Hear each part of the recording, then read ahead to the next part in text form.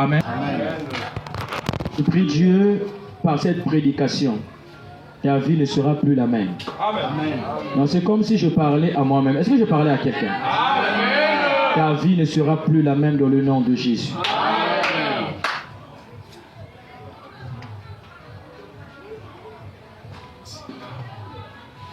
Amen.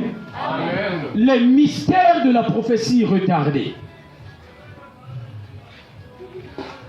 Ma Bible m'apprend que quand Dieu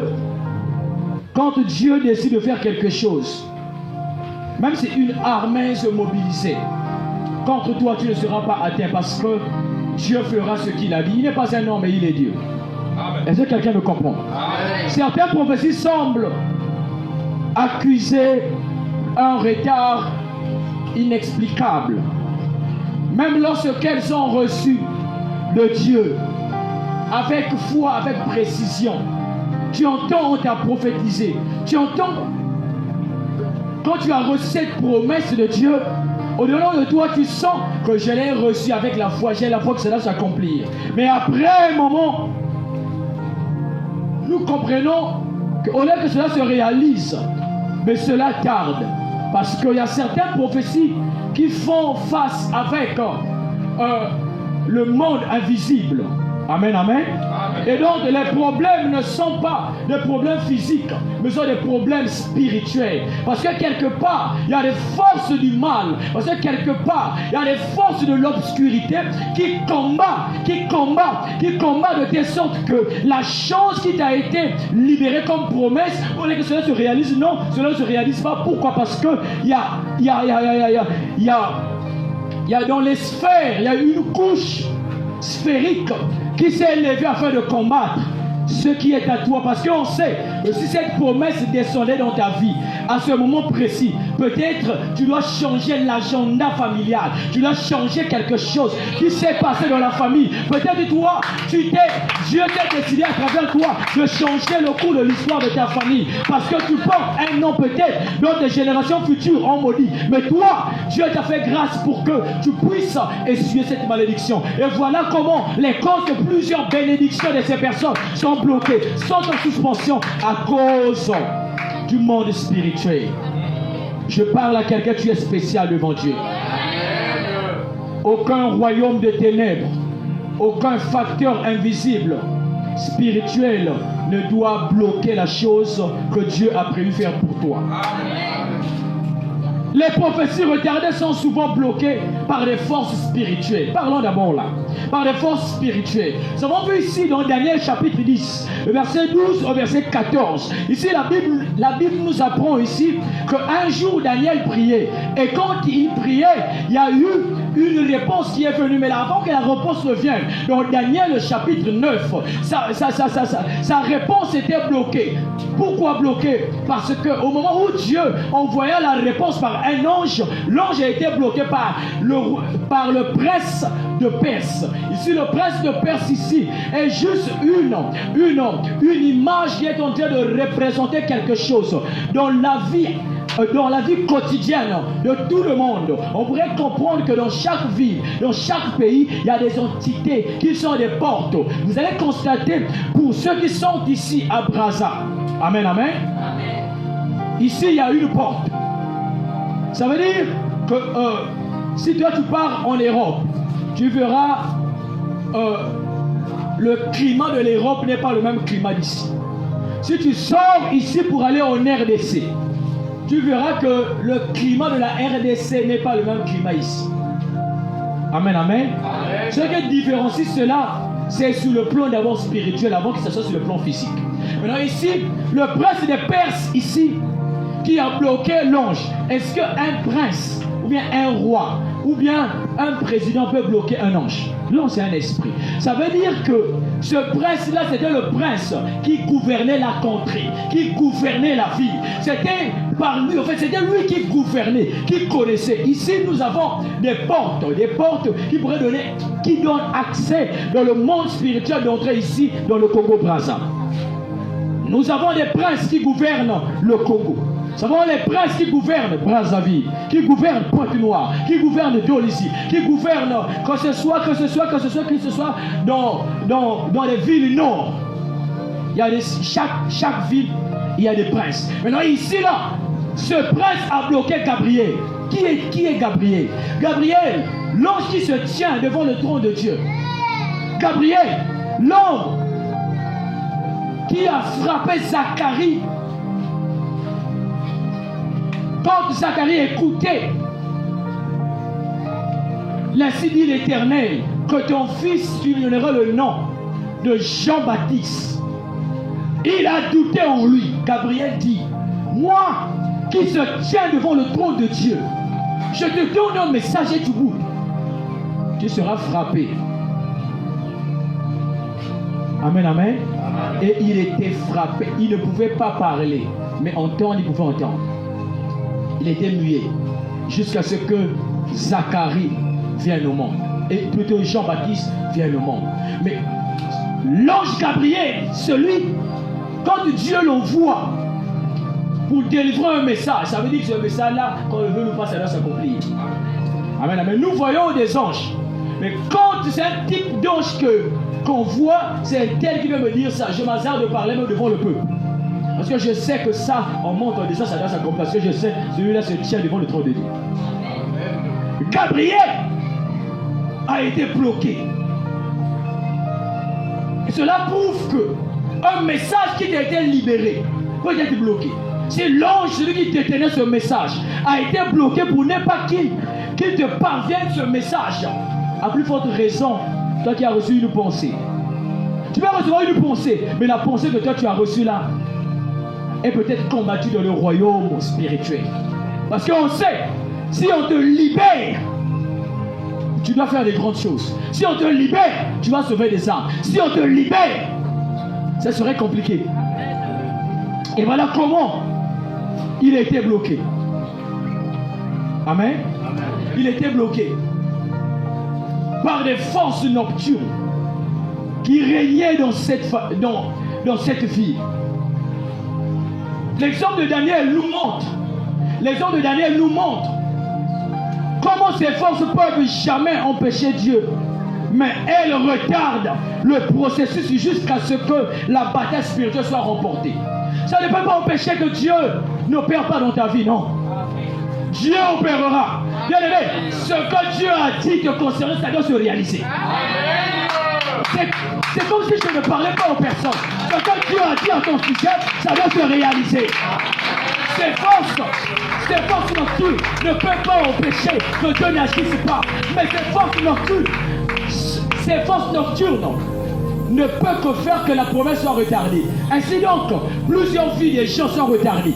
Non pas parce que Dieu n'a pas parlé, Dieu a libéré, mais il y a quelque chose dans l'atmosphère. Peut-être c'est le ciel de ta famille. Peut-être c'est les esprits des sorciers de ta famille qui étaient morts depuis longtemps, mais qui ne veulent pas de ton bonheur.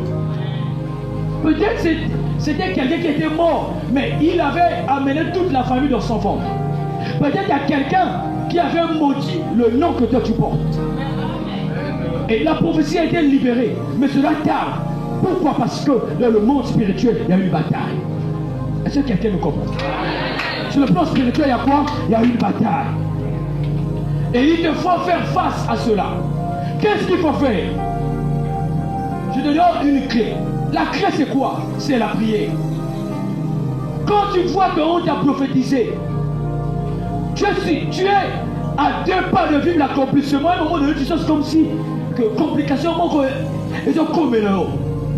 Dis en toi non, ça ce n'est plus normal. Il y a quelque chose qui est en train de faire repousser ma promesse. La clé c'est la prière, la clé c'est le jeûne, la clé c'est la persévérance dans la prière. Amen. Quand tu vois que ça ne marche pas, bien aimé, on ne t'a pas cousu la bouche pour que tu ne parles pas. Quand tu vois que ça retarde, on ne t'a pas privé des genoux pour que tu ne t'agenouilles pas. Quand tu vois que ça ne marche pas, on ne t'a pas privé de la grâce de Dieu. Bien aimé, persévère, prie, parce que le retardement de cette promesse, cela est dû aux forces nocturnes quelque part. Peut-être qu'il y a quelqu'un qui ne veut pas que tu avances. Peut-être qu'il y a un démon quelque part. Peut-être qu'il y a un précipité quelque part. Et si toi tu restes calme, tu verras que tu n'avanceras pas. Tu constates comme ça là. Bien aimé, prie. Là nous avons vu, il priait, Daniel priait. Daniel chapitre 9, il priait. Peut-être son désir c'était de faire le jeûne de 2 jours.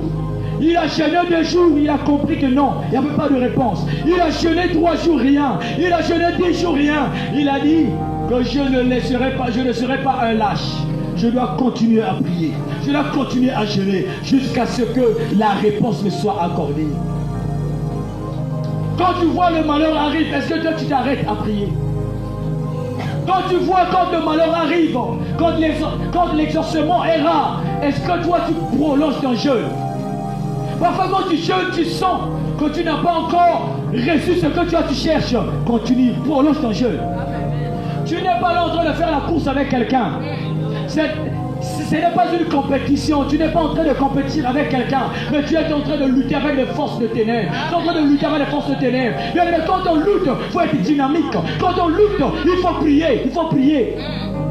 Ne jamais abandonner si tu n'as pas encore vu l'exaucement sur ta vie. Quand tu pries, ça ne marche pas, continue de prier. Jeûne, cherche la face de Dieu. Consulte, cherche à savoir qu'est-ce qui ne va pas. Et Dieu te dira ce que tu dois faire afin d'arrêter cela. Peut-être si les combats que tu es en train de mener aujourd'hui, la solution n'est pas encore trouvée. Peut-être toi tu es la solution. Christ était la solution de l'humanité. Amen. Christ était la solution de l'humanité. Christ était la solution de l'humanité. Mais par Christ, plusieurs ont été sauvés. Par Christ, plusieurs ont vu la main puissante de Dieu. Aujourd'hui, je suis racheté par Christ. Aujourd'hui, je peux vivre la grâce. Pourquoi? Parce que Christ est donné pour que moi je sois libre.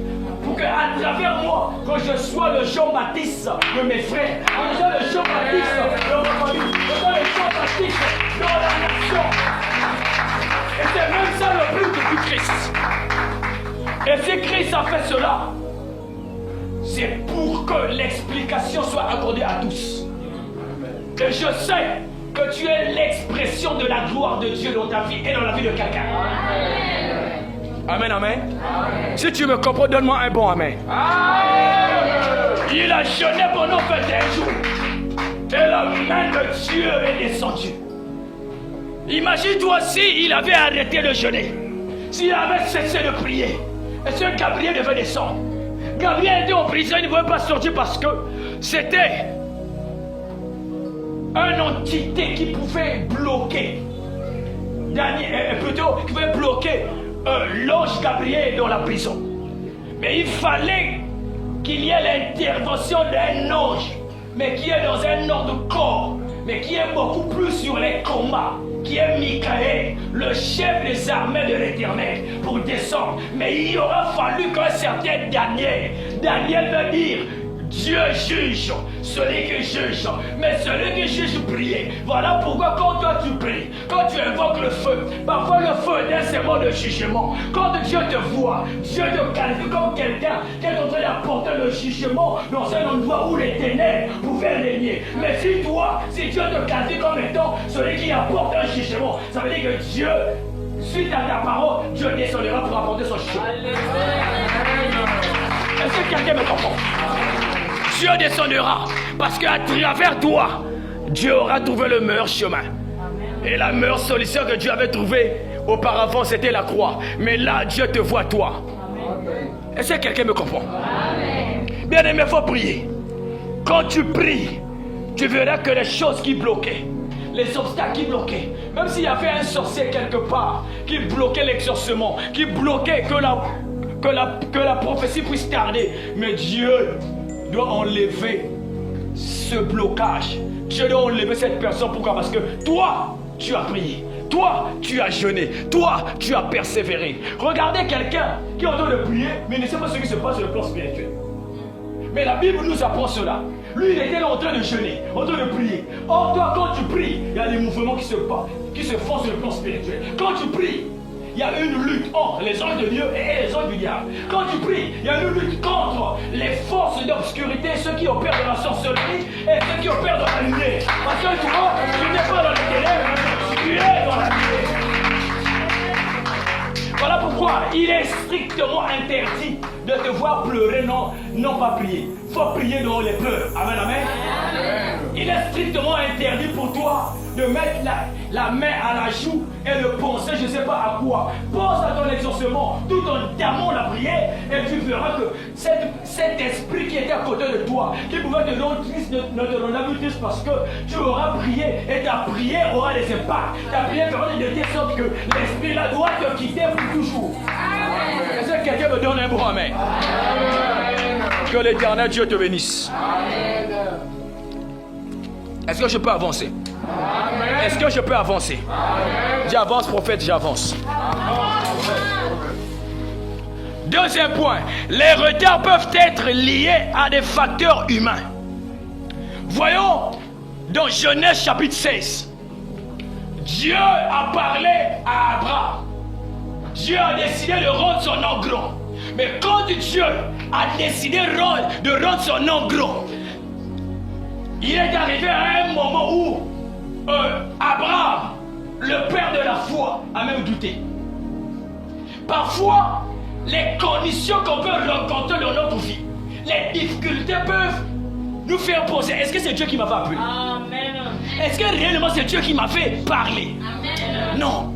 Peut-être le son là, peut-être c'était quelqu'un qui m'avait donné ça. Amen. Il y a des circonstances qui font douter, même à la voix de Dieu. Et si Abraham avait douté à cela, toi qui es-tu? Amen, amen. Qui es-tu de ne pas douter? Nous sommes des humains. Quand nous sommes en train d'avancer, à un certain âge, on se dit, oh non Seigneur, non. Vraiment, je ne sais pas qu'est-ce que toi tu attends pour me faire du bien, Seigneur. Je ne sais pas. Est-ce que ma vie ne va continuer seulement comme ça là? Voilà comment Abraham prendra Agar pour produire qui? Ismaël. Parce que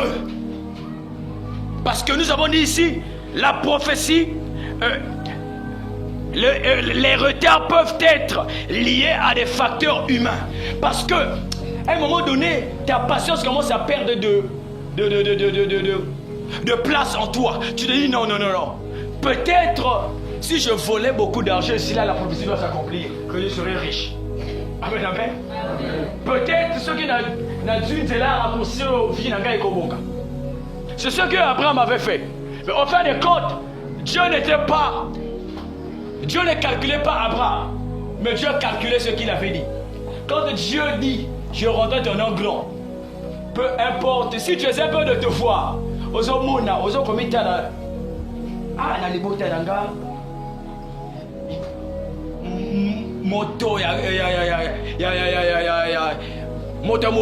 bien la personne qui avait été élevée, ou bien la personne élevée, je ne vois pas. Parfois, quand on se voit comme ça là, quand on te dit vraiment, toi tu seras grand, de fois aux hommes, moi dans ma famille, il n'y a personne qui a été élevé. Donc, c'est moi qui sera grand. Ah, peut-être, l'homme de Dieu est en train seulement de me dire quelque chose là pour éviter que le mot qu'on a c'est la canalité. Amen. Peut-être l'homme de Dieu m'encourage seulement. Mais qui t'a dit que si dans la famille il n'y a pas eu des grands temps, que toi tu ne seras pas? Amen. Est-ce que la vie de ton père c'est ta vie? Est-ce que la vie de ton frère ou bien la vie de celui qui avait des moyens, qui n'a plus de moyens, c'est ta vie?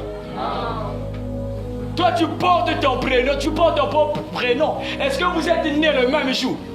Bon, maintenant, si vous êtes nés le même jour, est-ce que vous êtes nés les mêmes heures? Bon, si vous êtes nés les mêmes heures, est-ce que vous êtes nés les mêmes secondes? Mais si vous êtes nés les mêmes secondes, est-ce que vous êtes nés les mêmes pièces? Ça veut dire chacun a sa bénédiction.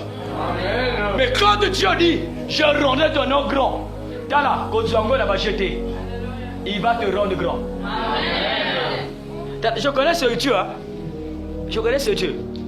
Si te dit, je te rendrai grand, je te rendrai grand. Si te dit, à compter de maintenant, tu prendras parole au milieu de plusieurs personnes. il doit te l'accorder parce que lui, il est Dieu. Mais Abraham s'est dit, ah, vraiment, moi, je crois en ce Dieu. Mais comment se fait-il? Là, j'ai déjà avancé, j'ai déjà 100 ans. Sarah a bien 90 ans.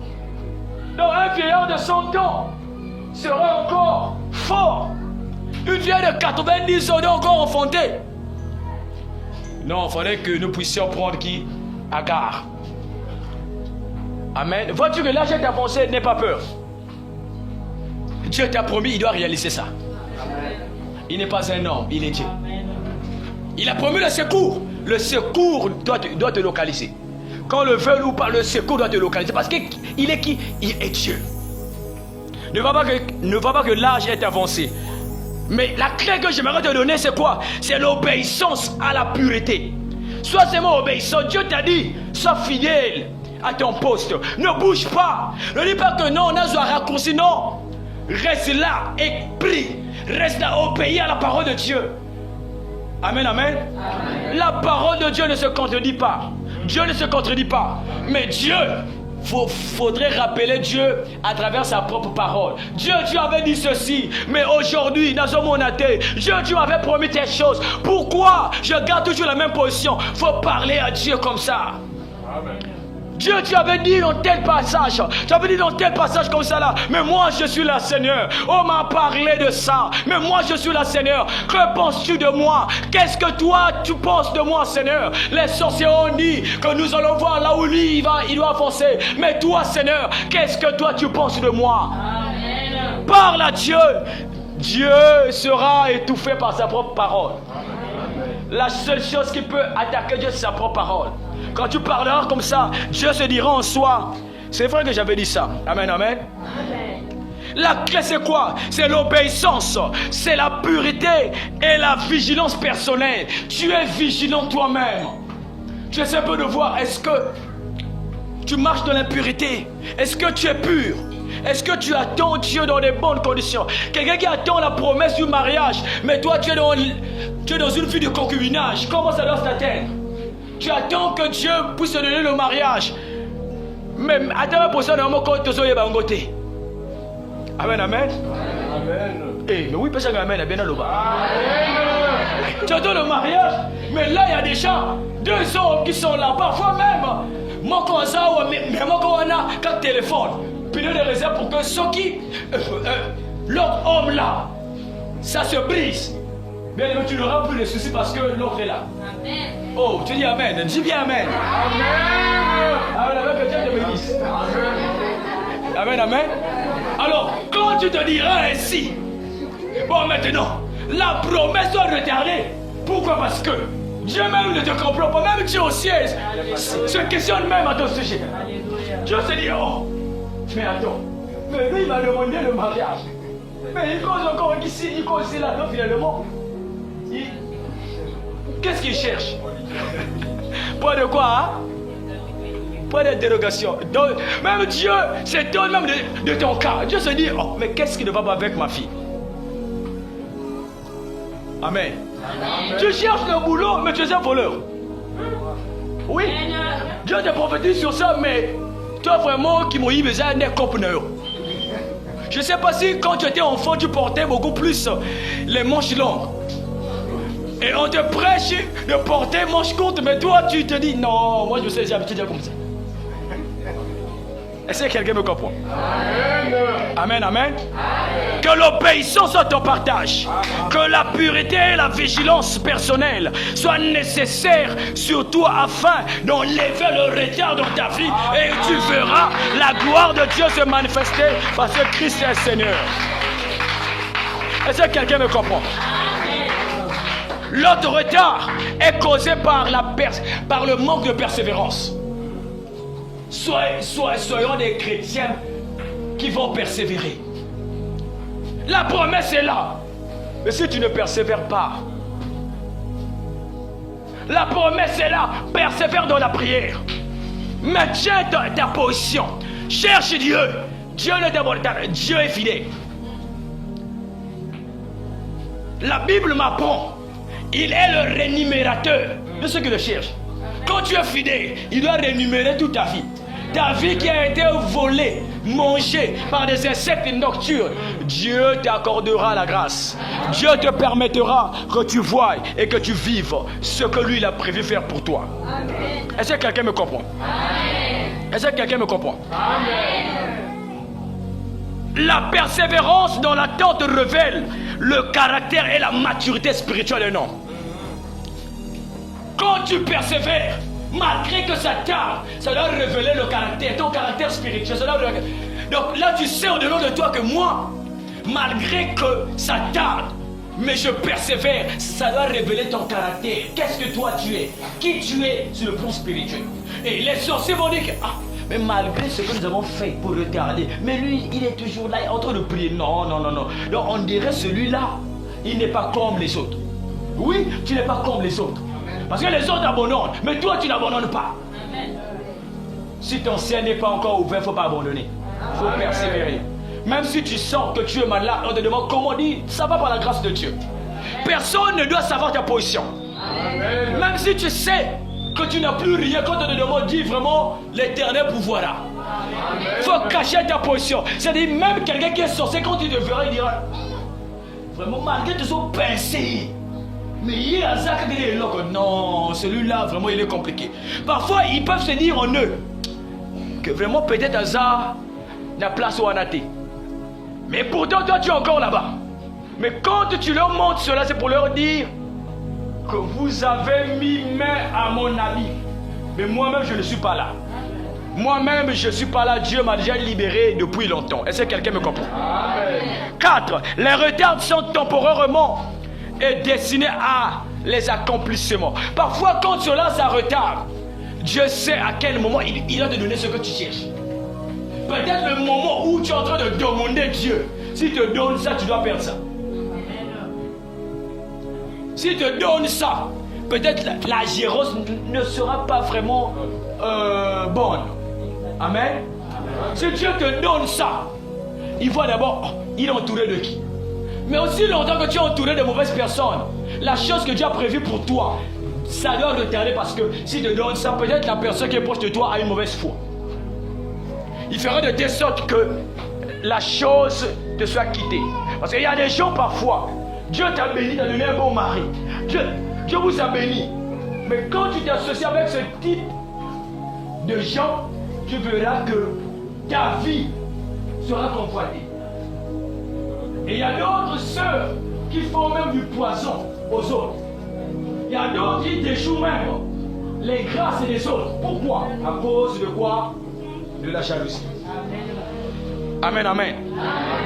Donc il y a des manques d'accomplissement parce que nous sommes fréquentés par les hypocrites. Amen. Tu te dis qu'il y a un tel même à l'ingio à ta moquette. Donc quand tu te regardes comme ça là, il sait. Donc quand tu chasses les démons là, démons ils bossent les andéis. Quand tu cherches un noko dans la famille, mais nokozo lukawana, mais ça moninga no walachi. Donc moi même que exorcement est ça la possible, ça pourquoi? Parce que il y a un noko qui est là mais qui n'est pas dans ta propre famille, qui est peut-être ton ami, qui est là. Donc quand tu reçois comme ça là, peut-être lui il n'est pas sorcier, mais il est sévèrement envoûté par les œuvres démoniaques dans sa famille. Donc quand tu te frottes avec lui, automatiquement les gens ou bien les personnes qui s'assemblent se ressemblent. Vous vous ressemblez, vous tous. Peut-être que tu n'es pas maudit, mais à cause de la fréquentation, tu deviens automatiquement et beaucoup de choses vont retarder dans ta vie. Amen, amen. Amen. Est-ce que quelqu'un me comprend? Amen. Ça, vous priez pour ça. Nous avons vu comment Meshach, Shadrach, Abednego se sont regroupés afin de prier Dieu. Amen, amen. Et Daniel, pour que Dieu leur donne une révélation, la fréquentation. Il y a de ses frères, quand tu es avec eux, tu auras des bonnes révélations. Ta vie doit aller de l'avant. Mais il y a aussi quand tu es avec eux, même si tu prends des lames gilettes au Chibanzoloko, le sang coule comme les prophètes de Baal, vous allez suffire pour rien. Vous allez vous inciser pour rien. Amen, amen. Vous vous allez jeûner sans pourtant avoir des résultats. Vous allez dire, oh, mais Dieu m'a abandonné, Dieu ne t'a pas abandonné. C'est ton entourage qui n'est pas favorable. Que Dieu te bénisse. Amen. Amen, amen. 5, je suis à la fin. 5, comment réagir face aux prophéties retardées? Premièrement, identifier si le retard provient d'une position spirituelle ou d'une action humaine. Quand tu es déjà capable de diagnostiquer, non, pour moi là, c'est moi-même. Parce que moi-même, j'ai une mauvaise vie. Ça veut dire que tu peux régler ça. Quand tu vois que moi-même, vraiment, c'est bon, mais ça ne s'accomplisse pas, ça veut dire que ça provient dans le monde comment? Spirituel. Amen, amen. Qu'est-ce qu'il faut faire? Persévérer dans la foi et dans le jeûne pour lever ces blocages, pour détruire ces blocages. Et la grâce de Dieu te sera accordée. Bien-aimé, maintenir la foi. Maintenir la foi, l'espérance et la persévérance jusqu'à ce que la prophétie se manifeste dans ta vie. Est-ce que quelqu'un me comprend? Amen. Le mystère de la prophétie retardée révèle que Dieu reste souverain. Même lorsqu'il y a des obstacles visibles. Lorsqu'il y a des obstacles visibles ou invisibles, le résultat n'est pas un refus. Est-ce que quelqu'un me comprend?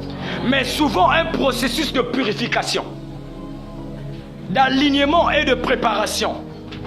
Quand Dieu te prépare, c'est fini. Aucune œuvre ne peut te bloquer. On se lève.